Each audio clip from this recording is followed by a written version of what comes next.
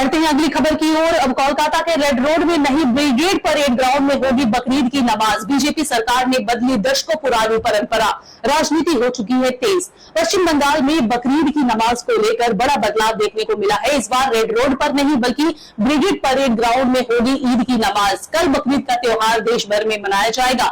राज्य सरकार ने ट्रैफिक सुरक्षा और कानून व्यवस्था को देखते हुए यह बड़ा फैसला लिया है। रेड रोड पर वर्षों से ईद की नमाज पढ़ी जाती रही है और यह जगह राजनीतिक चर्चाओं का भी केंद्र रही है, लेकिन सरकार बदलने के बाद अब तस्वीर पूरी तरह से साफ नजर आ रही है। बताया जा रहा है कि आर्मी की सुरक्षा आपत्तियों के बाद यह फैसला लिया गया है। अब इस मुद्दे पर राज्य की राजनीति भी गर्मा गई है। देखिए पूरी खबर।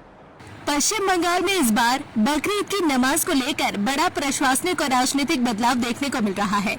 वर्षों से कोलकाता के रेड रोड पर होने वाली ईद की नमाज अब ब्रिगेड परेड ग्राउंड में आयोजित की जाएगी। राज्य सरकार ने इस बार रेड रोड की जगह ब्रिगेड ग्राउंड को नमाज के लिए मंजूरी दे दी है।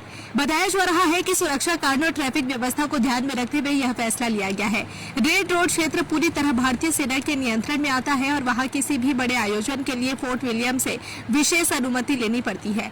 सूत्रों के मुताबिक सेना ने पहले ही साफ कर दिया था कि रणनीतिक सुरक्षा कारणों की वजह से अब रेड रोड पर इतने बड़े धार्मिक आयोजन की अनुमति देना संभव नहीं होगा।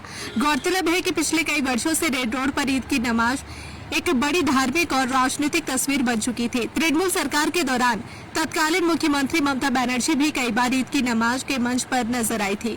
सिर पर दुपट्टा डालकर उनका वहां मौजूद रहना हर साल चर्चा का विषय बनता था। हालांकि राज्य के पूर्व मुख्यमंत्री ज्योतिष बसु और बुद्धिदेव भट्टाचार्य कभी इस मंच पर नजर नहीं आए।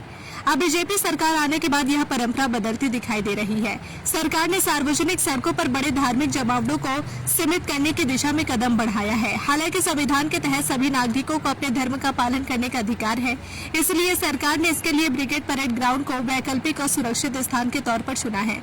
सूत्रों के अनुसार इस फैसले की जानकारी खिलाफत कमेटी और अन्य आयोजकों को पहले ही दे दी गई है। प्रशासन का मानना है कि ब्रिगेड ग्राउंड में इतनी बड़ी संख्या में लोगों की मौजूदगी को संभालना ज्यादा आसान होगा और यहाँ ट्रैफिक व कानून व्यवस्था की स्थिति भी बेहतर तरीके से नियंत्रित की जा सकेगी।